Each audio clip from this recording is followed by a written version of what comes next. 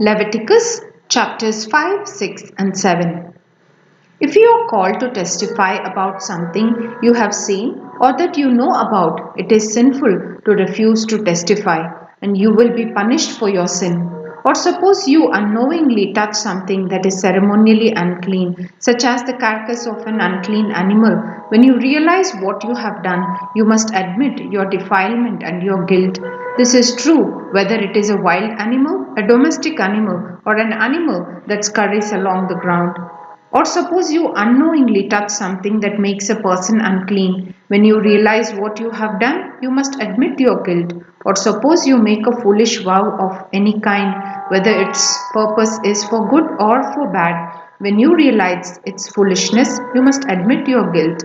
When you become aware of your guilt in any of these ways, you must confess your sin. Then you must bring to the Lord as the penalty for your sin a female from the flock, either a sheep or a goat.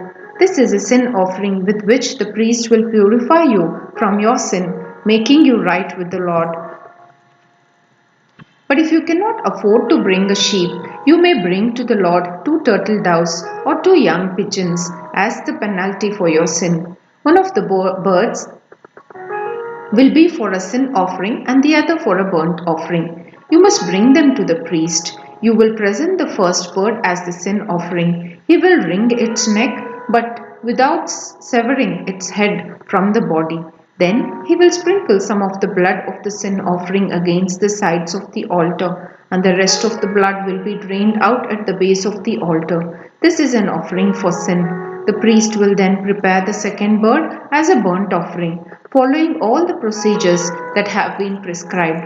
Through this process, the priest will purify you from your sin, making you right with the Lord, and you will be forgiven.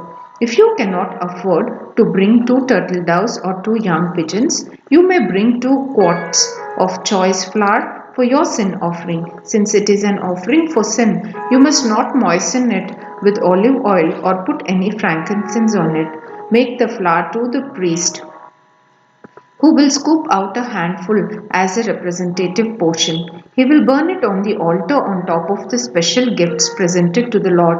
It is an offering for sin. Through this process, the priest will purify those who are guilty of any of these sins, making them right with the Lord, and they will be forgiven. The rest of the flour will belong to the priest, but just as with the grain offering. Then the Lord said to Moses, "If one of you commits a sin by unintentionally defiling the Lord's sacred property, you must bring a guilt offering to the Lord. The offering must be your own ram with no defects, or you may buy one of equal value with silver as measured by the weight of the sanctuary shekel. You must make restitution for the sacred property you have harmed by paying for the loss plus an additional 20%. When you give the payment to the priest, he will purify you with the ram sacrificed as a guilt offering, making you right with the Lord, and you will be forgiven. Suppose you sin by violating one of the Lord's commands. Even if you are unaware of what you have done, you are guilty and will be punished for your sin. For a guilt offering, you must bring to the priest your own ram with no defects, or you may buy one of equal value.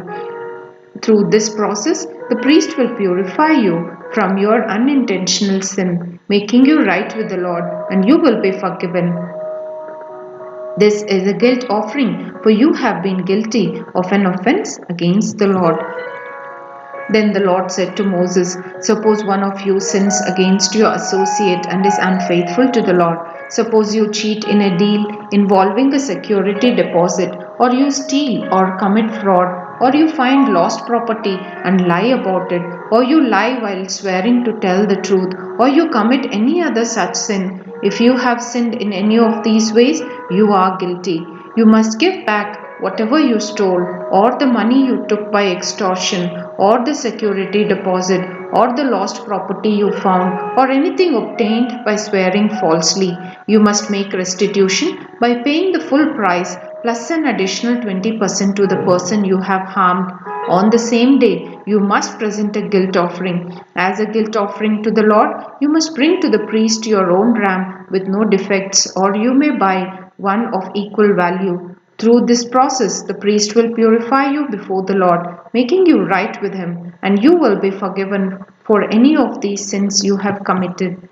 Then the Lord said to Moses, "Give Aaron and his sons the following instructions regarding the burnt offering. The burnt offering must be left on top of the altar until the next morning, and the fire on the altar must be kept burning all night. In the morning, after the priest on duty has put on his official linen clothing and linen undergarments, he must clean out the ashes of the burnt offering and put them beside the altar. Then he must take off these garments, change back into his regular clothes, and carry the ashes outside the camp to a place that is ceremonially clean.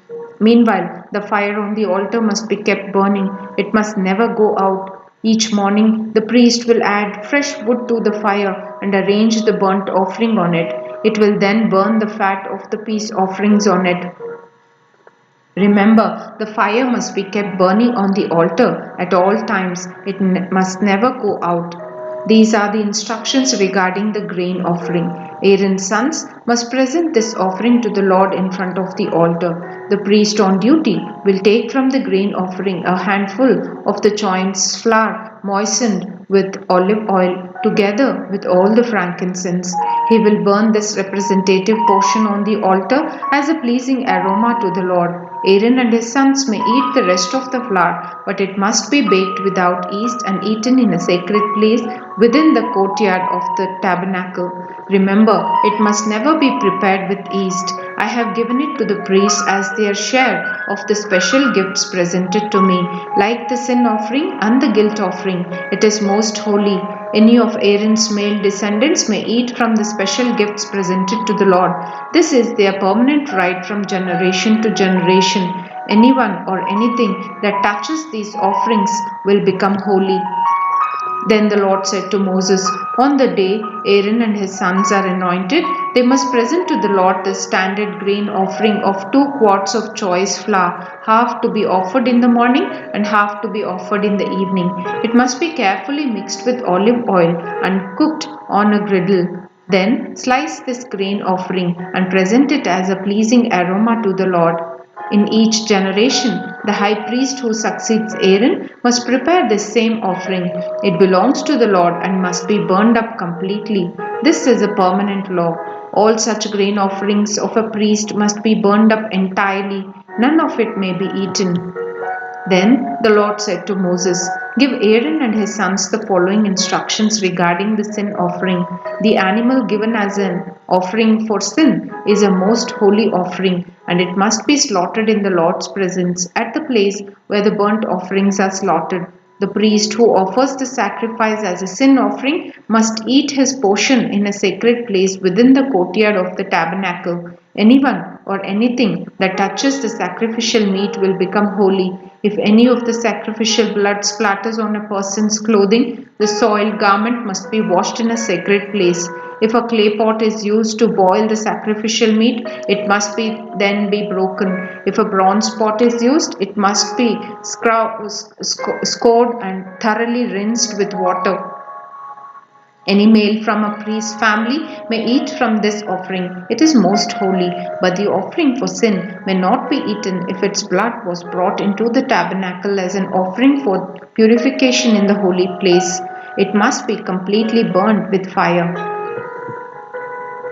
These are the instructions for the guilt offering. It is most holy. The animal sacrificed as a guilt offering must be slaughtered at the place where the burnt offerings are slaughtered, and its blood must be splattered against all sides of the altar. The priest will then offer all its fat on the altar, including the fat of the broad tail, the fat around the internal organs, the 2 kidneys, and the fat around them near the loins, and the long lobe of the liver. These are to be removed with the kidneys, and the priests will burn them on the altar as a special gift presented to the Lord. This is the guilt offering. Any male from a priest's family may eat the meat. It must be eaten in a sacred place, for it is most holy. The same instructions apply to both the guilt offering and the sin offering. Both belong to the priest who uses them to purify someone, making that person right with the Lord. In the case of the burnt offering, the priest may keep the hide of the sacrificed animal. Any grain offering that has been baked in an oven, prepared in a pan, or cooked on a griddle belongs to the priest who presents it. All other grain offerings, whether made of dry flour or flour moistened with olive oil, are to be shared equally among all the priests and descendants of Aaron. These are the instructions regarding the different kinds of peace offerings that may be presented to the Lord. If you present your peace offering as an expression of thanksgiving, the usual animal sacrifice must be accompanied by various kinds of bread made without yeast, thin cakes mixed with olive oil, wafers spread with oil, and cakes made of choice flour mixed with olive oil. This peace offering of thanksgiving must also be accompanied by loaves of bread made with yeast. One of each kind of bread must be presented as a gift to the Lord. It will then belong to the priest who splatters the blood of the peace offering against the altar. The meat of the peace offering of thanksgiving must be eaten on the same day it is offered. None of it may be saved for the next morning. If you bring an offering to fulfill a vow or as a voluntary offering, the meat must be eaten on the same day the sacrifice is offered, but whatever is left over may be eaten on the second day. Any meat left over until the third day must be completely burned up. If any of the meat from the peace offering is eaten on the third day, the person who presented it will not be accepted by the Lord. You will receive no credit for offering it. By then, the meat will be contaminated. If you eat it, you will be punished for your sin. Meat that touches anything ceremonially unclean may not be eaten. It must be completely burned up. The rest of the meat may be eaten, but only by people who are ceremonially clean. If you are ceremonially unclean and you eat meat from a peace offering that was presented to the Lord, you will be cut off from the community. If you touch anything that is unclean, whether it is human defilement or an unclean animal or any other unclean detestable thing, and then eat meat from a peace offering presented to the Lord, you will be cut off from the community. Then the Lord said to Moses, "Give the following instructions to the people of Israel. You must never eat fat, whether from cattle, sheep, or goats. The fat of an animal found dead or torn to pieces by wild animals must never be eaten, though it may be used for any other purpose. Anyone who eats fat from an animal presented as a special gift to the Lord will be cut off from the community. No matter where you live, you must never consume the blood of any bird or animal. Anyone who consumes blood will be cut off from the community." Then the Lord said to Moses, "Give the following instructions to the people of Israel. When you present a peace offering to the Lord, bring part of it as a gift to the Lord. Present it to the Lord with your own hands as a special gift to the Lord. Bring the fat of the animal together with the breast and lift up the breast as a special offering to the Lord. Then the priest will burn the fat on the altar, but the breast will belong to Aaron and his descendants. Give the right thigh of your peace offering to the priest as a gift. The right thigh must always be given to the priest who offers the blood and the fat of the peace offering. For I have reserved the breast of the special offering and the right thigh of the sacred offering for the priests. It is the permanent right of Aaron and his descendants to share in the peace offerings brought by the people of Israel. This is their rightful share. The special gifts presented to the Lord have been reserved for Aaron and his descendants from the time they were set apart to serve the Lord as priests. On the day they were anointed, the Lord commanded the Israelites to give these portions to the priests as their permanent share from generation to generation. These are the instructions for the burnt offering, the grain offering, the sin offering, and the guilt offering, as well as the ordination offering and the peace offering. The Lord gave these instructions to Moses on Mount Sinai when he commanded the Israelites to present their offerings to the Lord in the wilderness of Sinai.